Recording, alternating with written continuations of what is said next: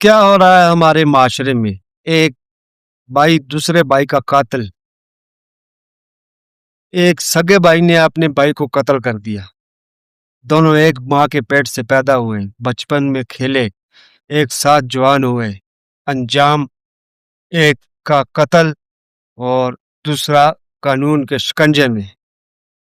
یہ سب اچانک نہیں ہوتا، یہ انا، بغض اور نفرت جب حد سے بڑھ جائے تو انسان درندہ بن جاتا ہے، وہ بھول جاتا ہے کہ رشتہ کیا ہے۔